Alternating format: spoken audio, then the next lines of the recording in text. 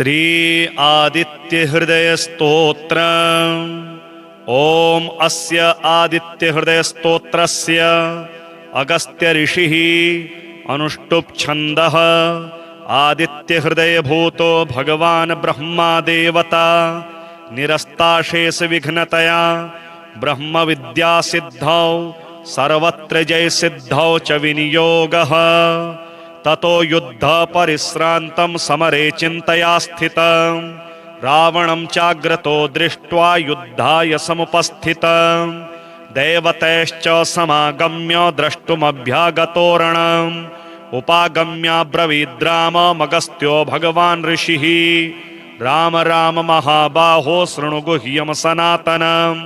येन सर्वानरीन् वत्स समरे विजयस्यसि। आदित्य हृदयं पुण्यं सर्वशत्रुविनाशनं जयावहं जपे नित्यम् अक्षयं परमं शिवं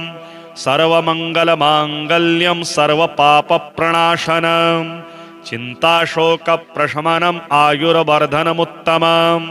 रश्मिमन्तं समुद्यन्तं देवासुरनमस्कृतं पूजयस्व विवस्वन्तं भास्करं भुवनेश्वरं सर्वदेवात्मको ह्येष तेजस्वी रश्मिभावनः एष देवासुरगणा लोकान् पाति गभस्तिभिः एष ब्रह्मा च विष्णुश्च शिवः स्कन्दः प्रजापतिः महेन्द्रो धनदः कालो यमः सोमो ह्यपाम्पतिः पितरो वसवः साध्या यश्विनौ मरुतो मनुः वायुर्वह्निः प्रजाप्राणो ऋतुकर्ता प्रभाकरः आदित्यः सविता सूर्यः खगः पूषा गभस्तिमान् सुवर्णसदृशो भानुर्हिरण्यरेता दिवाकरः हरिदश्वः सहस्रार्चिः सप्तशप्तिर्मरीचिमान् तिमिरोन्मथनः शम्भुस्त्वष्टा मार्ताण्ड अंशुमान् हिरण्यगर्भः शिशिरस्तपनो भास्करो रविः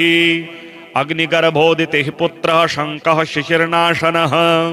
व्योमनाथस्तमो भेदिर्यजुहुसामपारगः घनवृष्टिरपां मित्रो विन्ध्यवीथि प्लवङ्गमः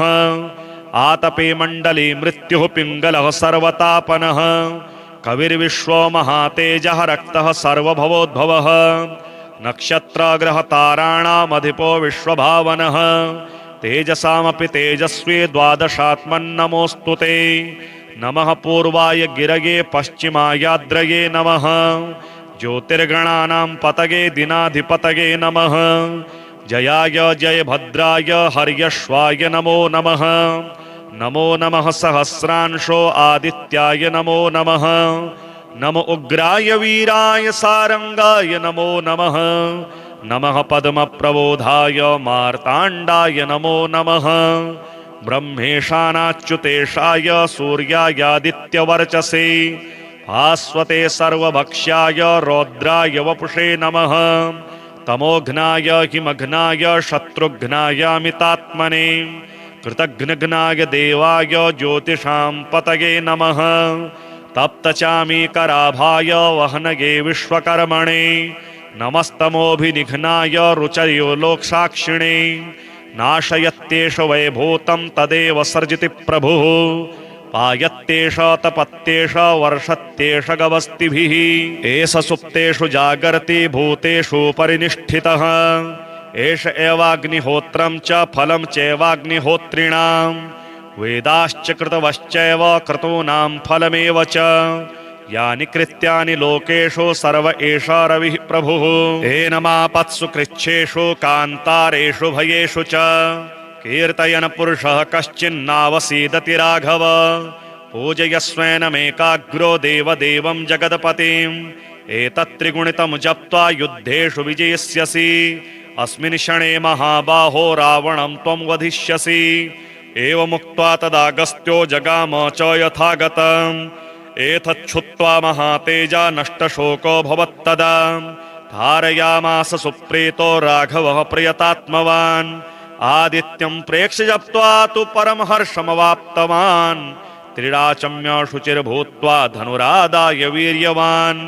रावणं प्रेक्ष्य हृष्टात्मा युद्धाय समुपागतं सर्वयतनेन महता वधे तस्य धृतोऽभवत् अथ रविरवदन्निरीक्ष्य रामं मुदितमनाः परमं प्रहृष्यमाणः निशिचरपति संशयं विदित्वा सुरगणमद्य गतो वचस्त्वरेति। श्री सूर्यहृदयस्तोत्र। व्यास उवाच अथोपतिष्ठेदादित्यमुदयन्तं समाहितः मन्त्रैस्तु विविधैः सौरैरिज्ञचुः संभवैः उपस्थाय महायोगं देवदेवं दिवाकरं कुरवीत प्रणतिं भूमौ मूर्ध्ना तेनैव मन्त्रतः। ॐ खद्योताय च शान्ताय कारणत्रय हेतवे निवेदयामि चात्मानं नमस्ते ज्ञानरूपिणे नमस्ते घृणिने तुभ्यं सूर्याय ब्रह्मरूपिणे त्वमेव ब्रह्म परममापो ज्योतिरसोऽमृतम् भूर्भुवः स्वस्त्वमोङ्कारः शर्वरुद्रः सनातनः पुरुषः सनमहोऽन्तस्थं प्रणमामीकपर्दिनम् त्वमेव विश्वं बहुधा जातयज्जायते च यत् नमो रुद्राय सूर्याय त्वामहं शरणं गतः प्रचेतसे नमस्तुभ्यं नमो मेढुष्टमायते नमो नमस्ते रुद्राय त्वामहं शरणं गतः हिरण्यबाहवे तुभ्यं हिरण्यपतये नमः अम्बिकापतये तुभ्यमुमायः पतये नमः नमोऽस्तु नीलग्रीवाय नमस्तुभ्यं पिनाकिने विलोहिताय भर्गाय सहस्राक्षाय ते नमः नमो हंसाय ते नित्यमादित्याय नमोऽस्तु ते नमस्ते वज्रहस्ताय त्र्यम्बकाय नमो नमः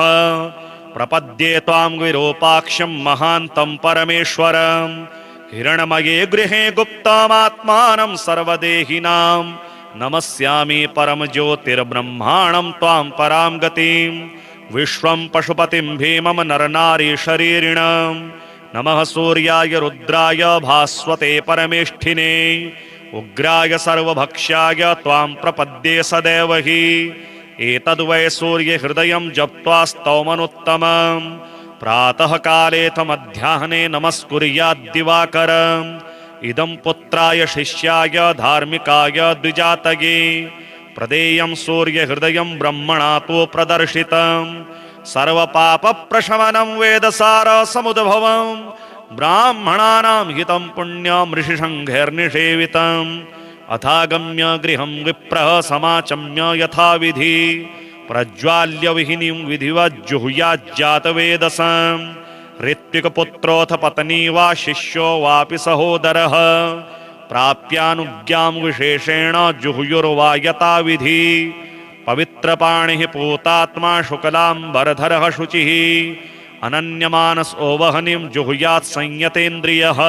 श्रीसूर्याथर्वशीर्षम् हरिः ॐ अथ सूर्याथर्वाङ्गिरसं व्याख्यास्यामः ब्रह्मा ऋषिः गायत्री छन्दः आदित्यो देवता हंसः सोऽहमग्निनारायणयुक्तं बीजं हृल्लेखा शक्तिः वेदादिसर्गसंयुक्तं कीलकं चतुर्विधपुरुषार्थसिद्ध्यर्थे विनियोगः षड्स्वरारूढेन बीजेन षडङ्गं रक्ताम्बुजसंस्थितं सप्ताश्वरथिनं हिरण्यवर्णं चतुर्भुजं पद्मद्वयाभयवरदहस्तं कालचक्रप्रणेतारं श्रीसूर्यनारायणं य एवं वेद स वै ब्राह्मणः ॐ भूर्भुवः सुवः ॐ तत्सवितुर्वरेण्यं भर्गो देवस्य धीमहि धियो यो नः प्रचोदयात् सूर्य आत्मा जगतस्तस्थुषश्च सूर्याद्वै खल्विमानि भूतानि जायन्ते सूर्याद्यज्ञः पर्जन्योन्नमात्मा नमस्त आदित्य त्वमेव प्रत्यक्षं कर्म कर्तासि त्वमेव प्रत्यक्षं ब्रह्मासि त्वमेव प्रत्यक्षं विष्णुरसि त्वमेव प्रत्यक्षं रुद्रोऽसि त्वमेव प्रत्यक्षं मृगसि त्वमेव प्रत्यक्षं यजुरसि त्वमेव प्रत्यक्षं सामासि त्वमेव प्रत्यक्षमथर्वासि त्वमेव सर्वं छन्दोसि आदित्याद्वायुर्जायते आदित्याद् भूमिर्जायते आदित्यादापो जायन्ते आदित्यात् ज्योतिर्जायते आदित्याद् व्योमदिशो जायन्ते आदित्याद् देवा जायन्ते आदित्याद् वेदा जायन्ते आदित्यो वा एष एतन्मण्डलं तपति असावादित्यो ब्रह्म आदित्योऽन्तः कर्णमनो बुद्धिचित्ताहङ्काराः आदित्यो वै व्यानः समानो दानोपानः प्राणः आदित्यो वै श्रोत्रत्वक्चक्षुरसनघ्राणाः आदित्यो वै वाक्पाणिपादपायूपस्थाः आदित्यो वै शब्दस्पर्शरूपपर्शगन्धाः आदित्यो वै वचनादानागमनविसर्गनन्दाः आनन्दमयो ज्ञानमयो विज्ञानानमय आदित्यः नमो मित्राय भानवे मृत्योर्मापाहि प्राजिष्णवे विश्वहेतवे नमः सूर्याद्भवन्ति भूतानि सूर्येण पालितानि तु सूर्ये लयं प्राप्नुवन्ति यः सूर्यः सोऽहमेव च चक्षुर्नो देवः सविता चक्षुर्न उत पर्वतः चक्षुर्धाता दधातु नः आदित्याय विद्महे सहस्रकिरणाय धीमहि तन्नः सूर्यः प्रचोदयात् सविता पश्चात्तात् सविता पुरस्तात् सवितोत्तरात्तात् सविता धरात्तात् सविता नः सुवतु सर्वतातिं सविता नो रासतां दीर्घमायुः ओम इत्येकाक्षरं ब्रह्म घृणिरिति द्वे अक्षरे सूर्य इत्यक्षरद्वयम् आदित्य इति त्रीणक्षराणि एतस्यैव सूर्यस्याष्टाक्षरो मनुः यः सदा हर हर्जपति स वै ब्राह्मणो भवति स वै ब्राह्मणो भवति सूर्याभिमुखो जप्त्वा महाव्याधिभयात् प्रमुच्यते अलक्ष्मीर्नश्यति अभक्ष्यभक्षणात् पूतो भवति अगम्यागमनात् पूतो भवति पतितसम्भाषणात् पूतो भवति असतसम्भाषणात् पूतो भवति मध्याह्ने सूराभिमुखः पठेत् सद्योत्पन्ना पञ्चमहापातकात् प्रमुच्यते सैषां सावित्रीं विद्यां न किञ्चिदपि न कस्मैचित् प्रशंसयेत् य एतां महाभागः प्रातः पठति स भाग्यवान् जायते पशून् विन्दति वेदार्थं लभते त्रिकालमेत जप्त्वा कृतशतफलमवाप्नोति यो हस्तादित्ये जपति स महामृत्युं तरति य एवं वेद ओम अस्य आदित्य हृदय स्तोत्रस्य अगस्त्य ऋषिः अनुष्टुप् छन्दः आदित्य हृदय भूतो भगवान् ब्रह्मा देवता निरस्ताशेष विघ्नतया ब्रह्म विद्या सिद्धौ सर्वत्र जय सिद्धौ च विनियोगः ततो युद्ध परिश्रान्तं समरे चिन्तया स्थितं रावणं चाग्रतो दृष्ट्वा युद्धाय समुपस्थितं देवतैश्च समागम्य द्रष्टुमभ्यागतोरणम् उपागम्याब्रवीद्राममगस्त्यो भगवान् ऋषिः राम राम महाबाहो शृणु गुह्यं सनातनं येन सर्वा नरीन् वत्स समरे विजयस्यसि आदित्य हृदयं पुण्यं सर्वशत्रुविनाशनं जयावहं जपे नित्यम् अक्षयं परमं शिवं सर्वमङ्गलमाङ्गल्यं सर्वपापप्रणाशनं चिन्ताशोकप्रशमनम् आयुर्वर्धनमुत्तमं रश्मिमन्तं समुद्यन्तं देवासुरनमस्कृतं पूजयस्व विवस्वन्तं भास्करं भुवनेश्वरं सर्वदेवात्मको ह्येष तेजस्वी रश्मिभावनः एष देवासुरगणा लोकान् पाति गभस्तिभिः एष ब्रह्मा च विष्णुश्च शिवः स्कन्दः प्रजापतिः महेन्द्रो धनदः कालो यमः सोमो ह्यपाम्पतिः पितरो वसवः साध्या ह्यश्विनौ मरुतो मनुः वायुर्वह्निः प्रजाप्राणो ऋतुकर्ता प्रभाकरः आदित्यः सविता सूर्यः खगः पूषा गभस्तिमान् सुवर्णसदृशो भानुर्हिरण्यरेता दिवाकरः हरिदश्वः सहस्रार्चिः सप्तसप्तिर्मरीचिमान् तिमिरोन्मथनः शम्भुस्त्वष्टा मार्ताण्ड अंशुमान् हिरण्यगर्भः शिशिरस्तपनो भास्करो रविः अग्निगर्भोदितिः पुत्रः शङ्कः शिशिर्नाशनः व्योमनाथस्तमो भेदी ऋग्यजुहुसामपारगः घनवृष्टिरपां मित्रो विन्ध्यवीथि प्लवङ्गमः आतपे मण्डली मृत्युः पिङ्गलः सर्वतापनः कविर्विश्वो महातेजः रक्तः सर्वभवोद्भवः नक्षत्रग्रहताराणामधिपो विश्वभावनः तेजसामपि तेजस्वी द्वादशात्मन्नमोऽस्तु ते नमः पूर्वाय गिरये पश्चिमायाद्रये नमः ज्योतिर्गणानां पतगे दिनाधिपतगे नमः जयाय जयभद्राय हर्यश्वाय नमो नमः नमो नमः सहस्रांशो आदित्याय नमो नमः नमो उग्राय वीराय सारंगाय नमो नमः नमः पद्मप्रबोधाय मार्ताण्डाय नमो नमः ब्रह्मेशानाच्युतेशाय सूर्यायादित्यवर्चसे भास्वते सर्वभक्ष्याय रौद्राय वपुषे नमः तमोघ्नाय हिमघ्नाय शत्रुघ्नायामितात्मने कृतघ्नघ्नाय देवाय ज्योतिषां पतये नमः तप्तचामीकराभाय वहनगे विश्वकर्मणे नमस्तमोभिनिघ्नाय रुचयो लोकसाक्षिणे नाशयत्येष वैभूतं तदेव सर्जिति प्रभुः पायत्येष तपत्येष वर्षत्येष गवस्तिभिः एष सुप्तेषु जागर्ति भूतेषु परिनिष्ठितः एष एवाग्निहोत्रं च फलं चैवाग्निहोत्रिणां वेदाश्च कृतवश्चैव क्रतूनां फलमेव च यानि कृत्यानि लोकेषु सर्व एष रविः प्रभुः एनमापत्सु कृच्छेषु कान्तारेषु भयेषु च कीर्तयन् पुरुषः कश्चिन्नावसीदति राघव पूजयस्वेनमेकाग्रो देवदेवं जगदपतिम् एतत्त्रिगुणितं जप्त्वा युद्धेषु विजयिष्यसि अस्मिन् क्षणे महाबाहो रावणं त्वं वधिष्यसि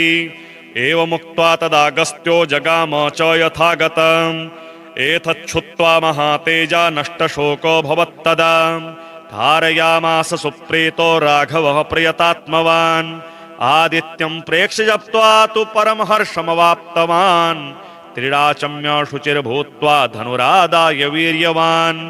रावणं प्रेक्ष्य हृष्टात्मा युद्धाय समुपागतम् सर्वयतनेन महता वधे तस्य धृतोऽभवत् अथ रविरवदन्निरीक्ष्य रामम् मुदितमनाः परमं प्रहृष्यमाणः निशिचरपति संशयं विदित्वा सुरगणमद्य गतो वचस्त्वरेति श्रीसूर्यहृदयस्तोत्र व्यास उवाच अथोपतिष्ठेदादित्यमुदयन्तं समाहितः मन्त्रैस्तु विविधैः सौरैरिज्ञचुहुसाम सम्भवैः उपस्थाय महायोगं देवदेवं दिवाकरं कुरवीत प्रणतिं भूमौ मूर्ध्ना तेनैव मन्त्रतः ॐ खद्योताय च शान्ताय कारणत्रय हेतवे निवेदयामि चात्मानं नमस्ते ज्ञानरूपिणे नमस्ते घृणिने तुभ्यं सूर्याय ब्रह्मरूपिणे त्वमेव ब्रह्म परममापो ज्योतिरसोऽमृतम् भूर्भुवः स्वस्त्वमोङ्कारः शर्वरुद्रः सनातनः पुरुषः सनमहोऽन्तस्थं प्रणमामीकपर्दिनम् त्वमेव विश्वं बहुधा जातयज्जायते च यत् नमो रुद्राय सूर्याय त्वामहं शरणं गतः प्रचेतसे नमस्तुभ्यं नमो मेढुष्टमायते नमो नमस्ते रुद्राय त्वामहं शरणं गतः हिरण्यबाहवे तुभ्यं हिरण्यपतये नमः अंबिकापतये तुभ्यमुमायः पतये नमः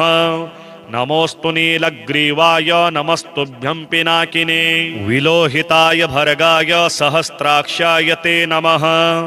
नमो हंसाय ते नित्यमादित्याय नमोऽस्तु ते नमस्ते वज्रहस्ताय त्र्यम्बकाय नमो नमः प्रपद्ये त्वां विरूपाक्षं महान्तं परमेश्वरं हिरणमये गृहे गुप्तमात्मानं सर्वदेहिनां नमस्यामि परम ज्योतिर्ब्रह्माणं त्वां परां गतिं विश्वं पशुपतिं भीमं नरनारी शरीरिणं नमः सूर्याय रुद्राय भास्वते परमेष्ठिने उग्राय सर्वभक्ष्याय त्वां प्रपद्ये सदैव हि एतद्वै सूर्यहृदयं जप्त्वा स्तौमनुत्तमं प्रातः कालेऽथ मध्याह्ने नमस्कुर्याद्दिवाकरम् इदं पुत्राय शिष्याय धार्मिकाय द्विजातये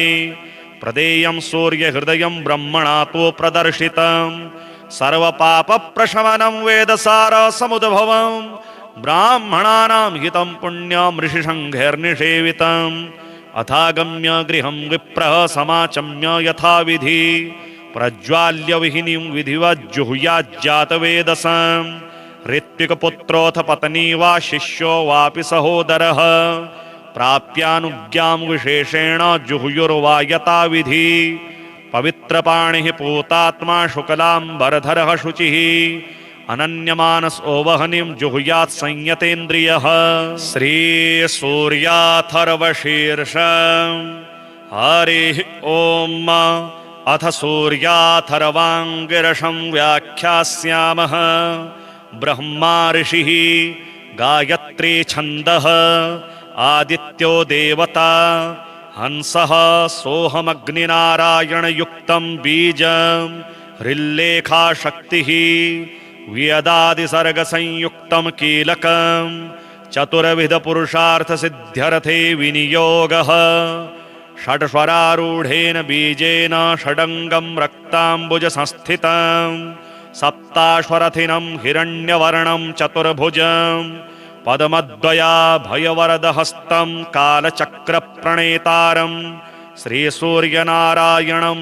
य एवं वेद स वै ब्राह्मणः ॐ भूर्भुवः सुवः ॐ तत्सवितुर्वरेण्यं भर्गो देवस्य धीमहि धियो यो नः प्रचोदयात् सूर्य आत्मा जगतस्तस्थुषश्च सूर्याद्वै खल्विमानि भूतानि जायन्ते सूर्याद्यज्ञः पर्जन्योन्नमात्मा नमस्त आदित्य त्वमेव प्रत्यक्षं कर्म कर्तासि त्वमेव प्रत्यक्षं ब्रह्मासि त्वमेव प्रत्यक्षं विष्णुरसि त्वमेव प्रत्यक्षं रुद्रोऽसि त्वमेव प्रत्यक्षं मृगसि त्वमेव प्रत्यक्षं यजुरसि त्वमेव प्रत्यक्षं सामासि त्वमेव प्रत्यक्षमथर्वासि त्वमेव सर्वं छन्दोसि आदित्याद्वायुर्जायते आदित्याद्भूमिर्जायते आदित्यादापो जायन्ते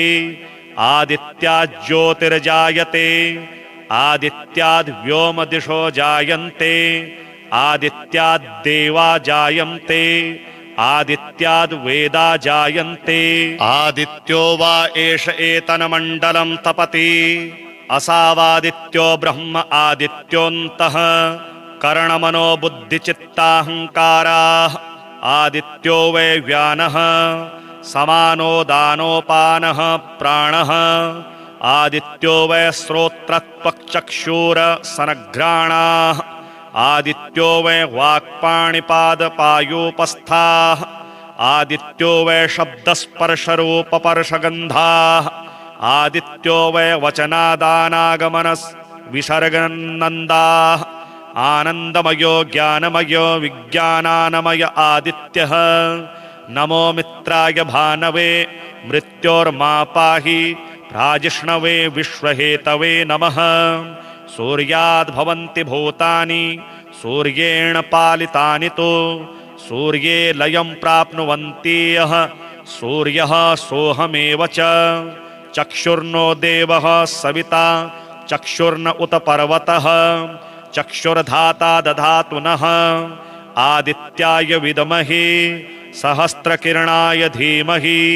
तन्नः सूर्यः प्रचोदयात् सविता पश्चात्तात् सविता पुरस्तात् सवितोत्तरात्तात् सविता धरात्तात् सविता नः सुवतु सर्वतातिं सविता नो रासतां दीर्घमायुः ॐ इत्येकाक्षरं ब्रह्म घृणिरिति द्वे अक्षरे सूर्य इत्यक्षरद्वयम् आदित्य इति त्रीण्यक्षराणि एतस्यैव सूर्यस्याष्टाक्षरो मनुः यः सदा हर हर्जपति स वै ब्राह्मणो भवति स वै ब्राह्मणो भवति सूर्याभिमुखो जप्त्वा महाव्याधिभयात् प्रमुच्यते अलक्ष्मीर्नश्यति अभक्ष्यभक्षणात् पूतो भवति अगम्यागमनात् पूतो भवति पतितसम्भाषणात् पूतो भवति असतसम्भाषणात् पूतो भवति मध्याह्ने सूराभिमुखः पठेत् सद्योत्पन्ना पञ्चमहापातकात् प्रमुच्यते सैषां सावित्रीं विद्यां न किञ्चिदपि न कस्मैचित् प्रशंसयेत् य एतां महाभागः प्रातः पठति स भाग्यवान् जायते पशून् विन्दति वेदार्थं लभते त्रिकालमेत जप्त्वा कृतशतफलमवाप्नोति यो हस्तादित्ये जपति स महामृत्युं तरति य एवं वेद। ओम अस्य आदित्य हृदय स्तोत्रस्य अगस्त्य ऋषिः अनुष्टुप् छन्दः आदित्य हृदय भूतो भगवान् ब्रह्मा देवता निरस्ताशेष विघ्नतया ब्रह्म विद्या सिद्धौ सर्वत्र जय सिद्धौ च विनियोगः ततो युद्ध परिश्रान्तं समरे चिन्तया स्थितं रावणं चाग्रतो दृष्ट्वा युद्धाय समुपस्थितं देवतैश्च समागम्य द्रष्टुमभ्यागतोरणम् उपागम्याब्रवीद्राममगस्त्यो भगवान् ऋषिः राम राम महाबाहो शृणु गुह्यं सनातनम् येन सर्वानरीन् वत्स समरे विजयस्यसि आदित्य हृदयं पुण्यं सर्वशत्रुविनाशनं जयावहं जपे नित्यम् अक्षयं परमं शिवं सर्वमङ्गलमाङ्गल्यं सर्वपापप्रणाशनं चिन्ताशोकप्रशमनम् आयुर्वर्धनमुत्तमं रश्मिमन्तं समुद्यन्तं देवासुरनमस्कृतं पूजयस्व विवस्वन्तं भास्करं भुवनेश्वरं सर्वदेवात्मको ह्येष तेजस्वी रश्मिभावनः एष देवासुरगणा लोकान् पाति गभस्तिभिः एष ब्रह्मा च विष्णुश्च शिवः स्कन्दः प्रजापतिः महेन्द्रो धनदः कालो यमः सोमो ह्यपाम्पतिः पितरो वसवः साध्या यश्विनौ मरुतो मनुः वायुर्वह्निः प्रजाप्राणो ऋतुकर्ता प्रभाकरः आदित्यः सविता सूर्यः खगः पूषा गभस्तिमान् सुवर्णसदृशो भानुर्हिरण्यरेता दिवाकरः हरिदश्वः सहस्रार्चिः सप्तशप्तिर्मरीचिमान् तिमिरोन्मथनः शम्भुस्त्वष्टा मार्ताण्ड अंशुमान् हिरण्यगर्भः शिशिरस्तपनो भास्करो रविः अग्निगर्भोदितिः पुत्रः शङ्कः शिशिर्नाशनः व्योमनाथस्तमो भेदी ऋग्यजुहुसामपारगः घनवृष्टिरपां मित्रो विन्ध्यवीथि प्लवङ्गमः आतपे मण्डली मृत्युः पिङ्गलः सर्वतापनः कविर्विश्वो महातेजः रक्तः सर्वभवोद्भवः नक्षत्रग्रहताराणामधिपो विश्वभावनः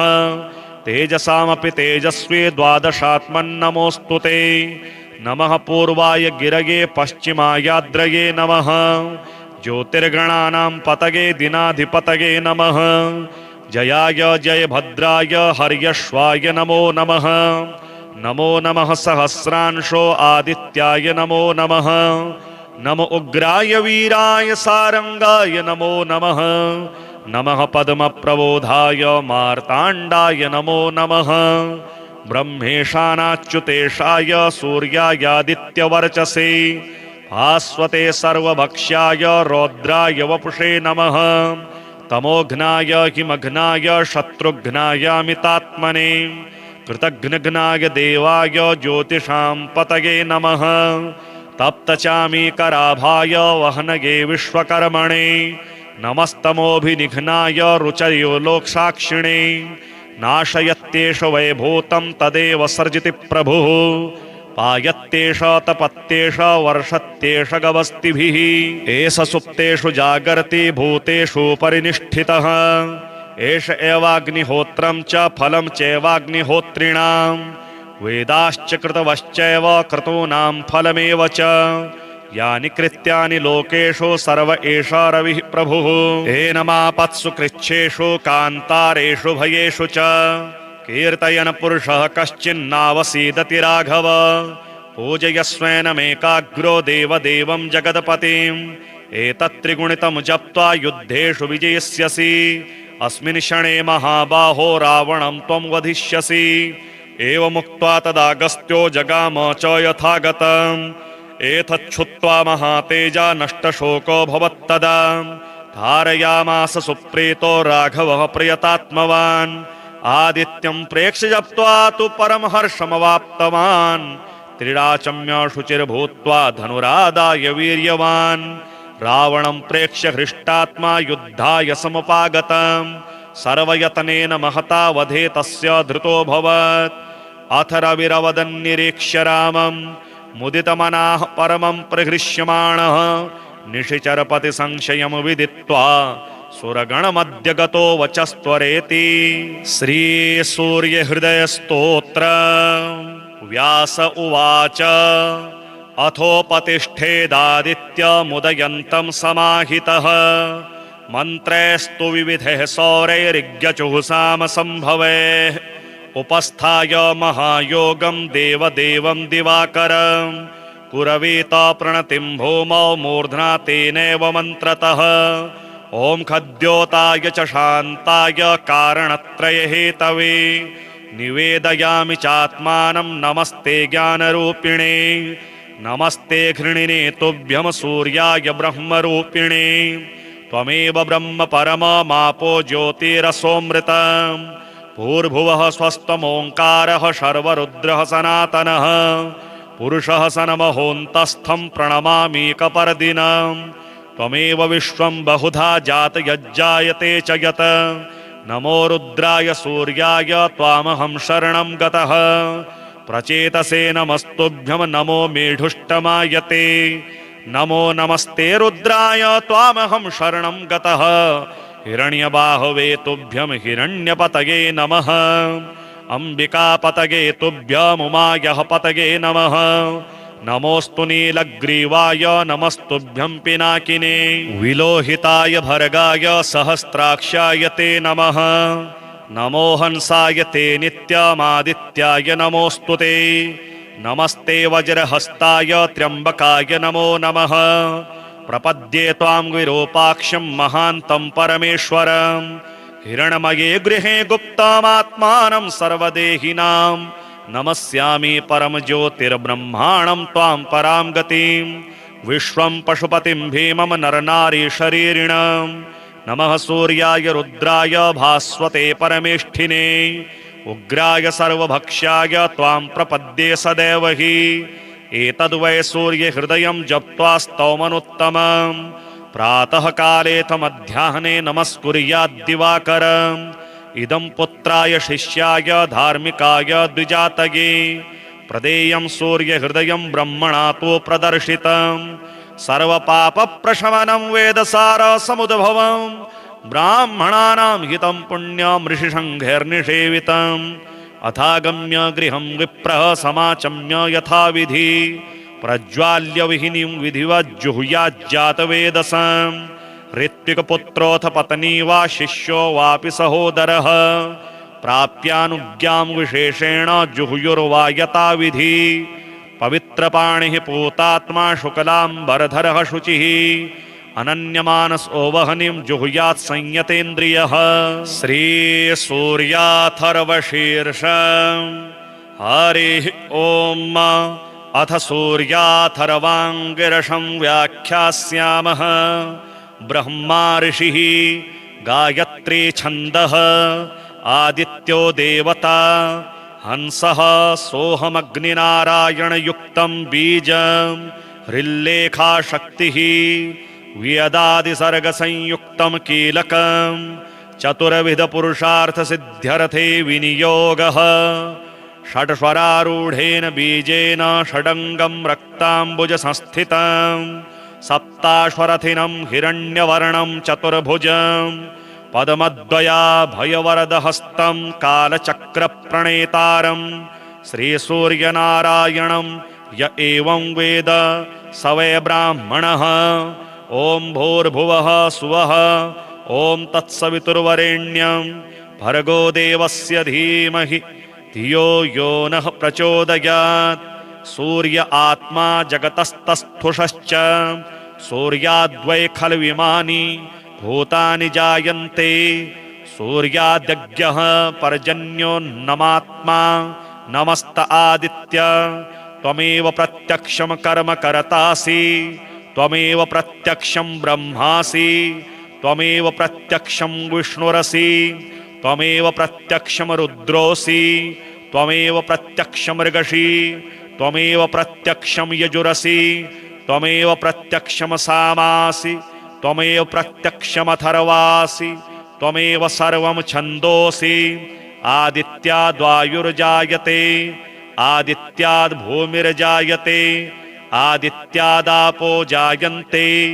आदित्याज्योतिर्जायते आदित्याद्व्योमदिशो जायन्ते आदित्याद्देवा जायन्ते आदित्याद्वेदा जायन्ते। आदित्यो वा एष एतन्मण्डलं तपति असावादित्यो ब्रह्म आदित्योऽन्तः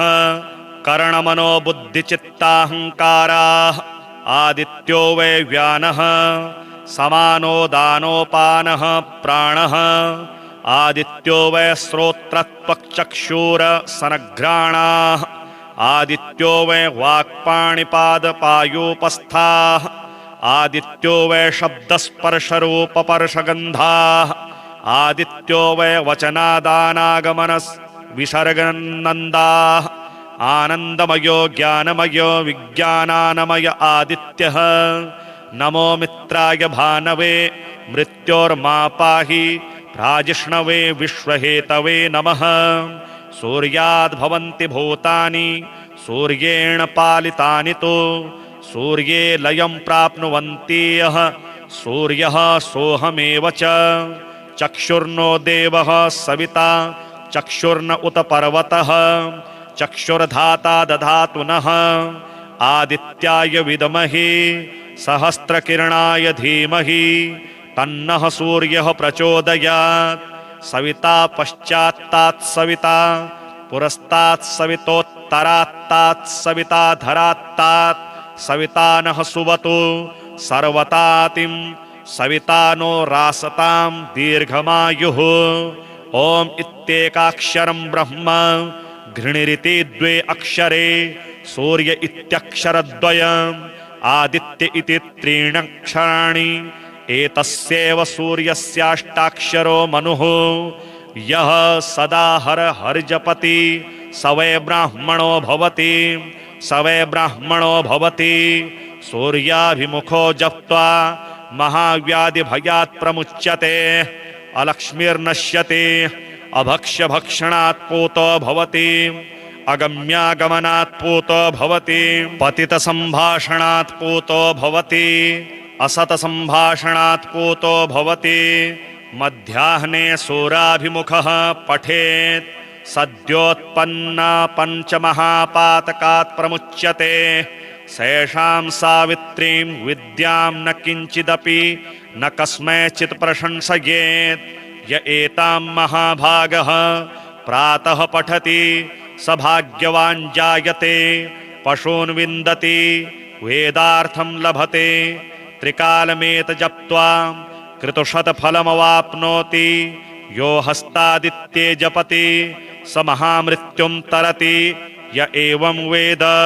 ॐ अस्य आदित्यहृदयस्तोत्रस्य अगस्त्य ऋषिः अनुष्टुप् छन्दः। आदित्यहृदयभूतो भगवान् ब्रह्मा देवता निरस्ताशेष विघ्नतया ब्रह्मविद्यासिद्धौ सर्वत्र जयसिद्धौ च विनियोगः। ततो युद्ध परिश्रान्तं समरे चिन्तया स्थितं रावणं चाग्रतो दृष्ट्वा युद्धाय समुपस्थितं। देवतैश्च समागम्य द्रष्टुमभ्यागतोरणम् उपागम्याब्रवीद्राममगस्त्यो भगवान् ऋषिः। राम राम महाबाहो शृणु गुह्यं सनातनम् येन सर्वा नरीन् वत्स समरे विजयस्यसि आदित्यहृदयं पुण्यं सर्वशत्रुविनाशनम् जयावहं जपे नित्यम् अक्षयं परमं शिवम् सर्वमङ्गलमाङ्गल्यं सर्वपापप्रणाशनम् चिन्ताशोकप्रशमनम् आयुर्वर्धनमुत्तमम् रश्मिमन्तं समुद्यन्तं देवासुरनमस्कृतम् पूजयस्व विवस्वन्तं भास्करं भुवनेश्वरम् सर्वदेवात्मको ह्येष तेजस्वी रश्मिभावनः एष देवासुरगणा लोकान् पाति गभस्तिभिः एष ब्रह्मा च विष्णुश्च शिवः स्कन्दः प्रजापतिः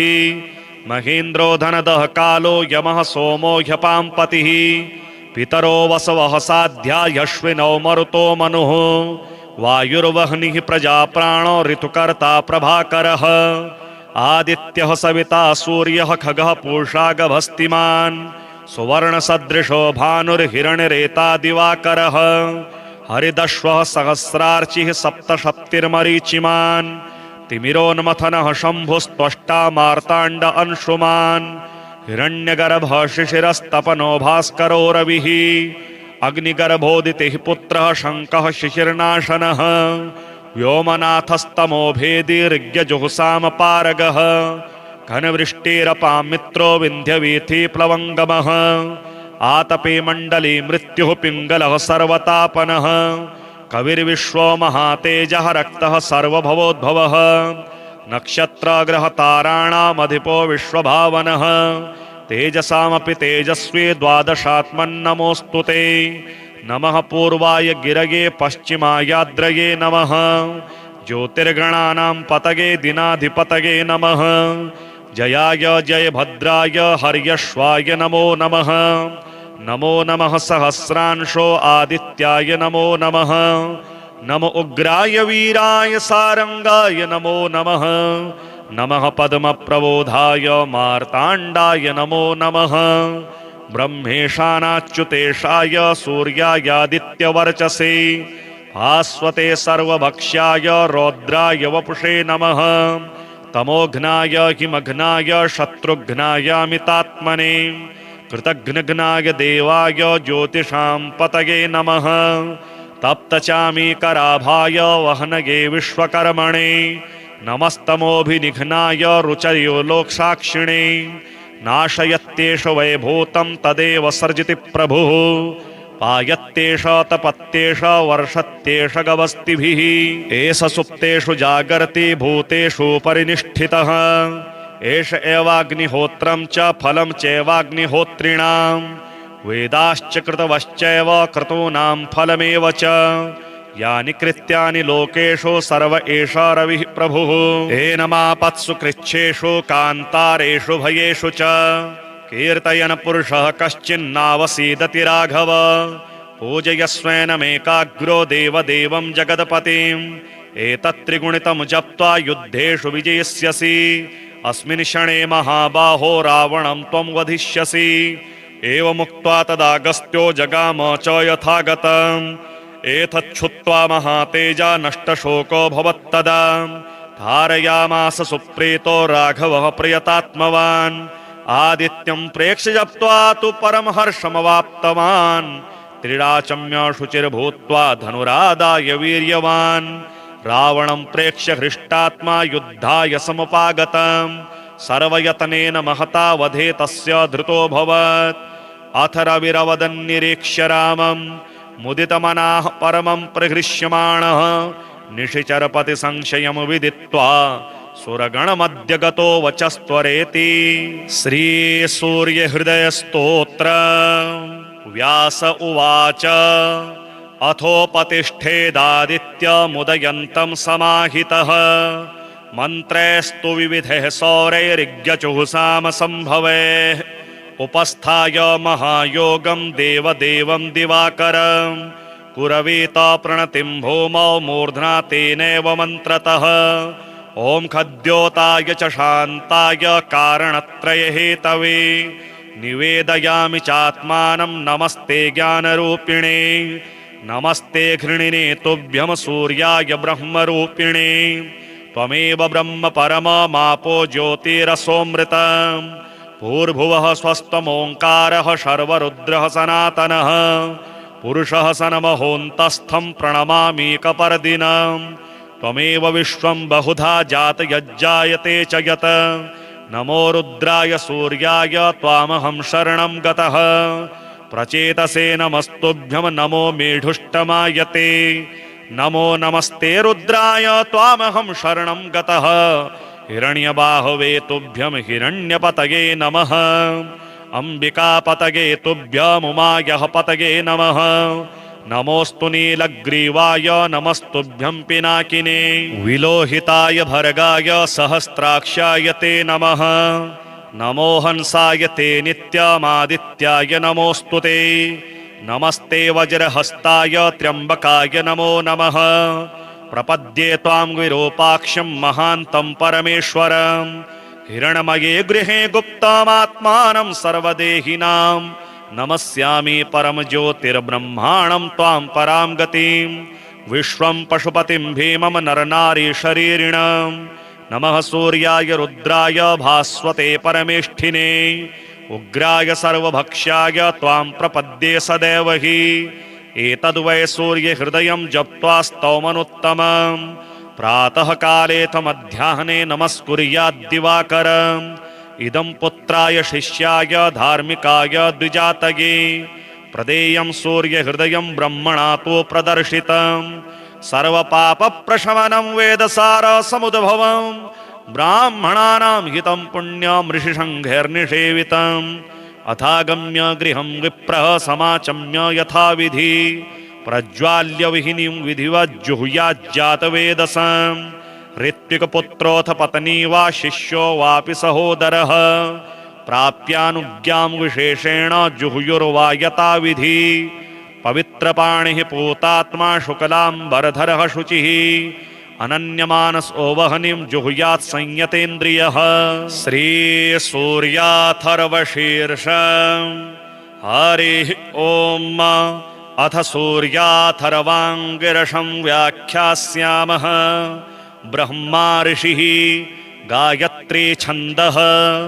आदित्यो देवता हंसः सोऽहमग्निनारायणयुक्तं बीजं हृल्लेखा शक्तिः वेदादिसर्गसंयुक्तं कीलकं चतुर्विधपुरुषार्थसिद्ध्यर्थे विनियोगः षड्स्वरारूढेन बीजेन षडङ्गं रक्ताम्बुजसंस्थितं सप्ताश्वरथिनं हिरण्यवर्णं चतुर्भुजं पद्मद्वयाभयवरदहस्तं कालचक्रप्रणेतारं श्रीसूर्यनारायणं य एवं वेद स वै ब्राह्मणः ॐ भूर्भुवः सुवः ॐ तत्सवितुर्वरेण्यं भर्गो देवस्य धीमहि धियो यो नः प्रचोदयात् सूर्य आत्मा जगतस्तस्थुषश्च सूर्याद्वै खल्विमानि भूतानि जायन्ते सूर्याद्यज्ञः पर्जन्योन्नमात्मा नमस्त आदित्य त्वमेव प्रत्यक्षं कर्म कर्तासि त्वमेव प्रत्यक्षं ब्रह्मासि त्वमेव प्रत्यक्षं विष्णुरसि त्वमेव प्रत्यक्षं रुद्रोऽसि त्वमेव प्रत्यक्षं मृगसि त्वमेव प्रत्यक्षं यजुरसि त्वमेव प्रत्यक्षं सामासि त्वमेव प्रत्यक्षमथर्वासि त्वमेव सर्वं छन्दोसि आदित्याद्वायुर्जायते आदित्याद्भूमिर्जायते आदित्यादापो जायन्ते आदित्याज्योतिर्जायते आदित्याद्व्योमदिशो जायन्ते आदित्याद्देवा जायन्ते आदित्याद्वेदा जायन्ते आदित्यो वा एष एतन्मण्डलं तपति असावादित्यो ब्रह्म आदित्योऽन्तः कर्णमनो बुद्धिचित्ताहङ्काराः आदित्यो वै व्यानः समानो दानोपानः प्राणः आदित्यो वै श्रोत्रत्वक्चक्षुरसनघ्राणाः आदित्यो वै वाक्पाणिपादपायूपस्थाः आदित्यो वै शब्दस्पर्शरूपपर्शगन्धाः आदित्यो वै वचनादानागमनविसर्गनन्दाः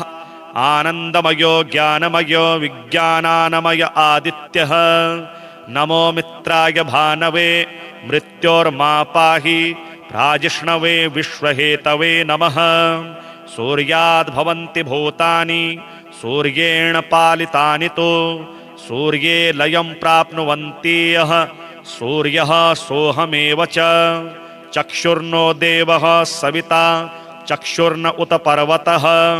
चक्षुर्धाता दधातु नः आदित्याय विद्महे सहस्रकिरणाय धीमहि तन्नः सूर्यः प्रचोदयात् सविता पश्चात्तात् सविता पुरस्तात् सवितोत्तरात्तात् सविता धरात्तात् सविता नः सुवतु सर्वतातिं सविता नो रासतां दीर्घमायुः ॐ इत्येकाक्षरं ब्रह्म घृणिरिति द्वे अक्षरे सूर्य इत्यक्षरद्वयम् आदित्य इति त्रीणक्षराणि एतस्यैव सूर्यस्याष्टाक्षरो मनुः यः सदा हर हर्जपति स वै ब्राह्मणो भवति स वै ब्राह्मणो भवति सूर्याभिमुखो जप्त्वा महाव्याधिभयात् प्रमुच्यते अलक्ष्मीर्नश्यति अभक्ष्यभक्षणात् पूतो भवति अगम्यागमनात् पूतो भवति पतितसम्भाषणात् पूतो भवति असतसम्भाषणात् पूतो भवति मध्याह्ने सूराभिमुखः पठेत् सद्योत्पन्ना पञ्चमहापातकात् प्रमुच्यते सेषां सावित्रीं विद्यां न किञ्चिदपि न कस्मैचित् प्रशंसयेत् य एतां महाभागः प्रातः पठति स भाग्यवान् जायते पशून् विन्दति वेदार्थं लभते त्रिकालमेत जप्त्वा कृतशतफलमवाप्नोति यो हस्तादित्ये जपति स महामृत्युं तरति य एवं वेद।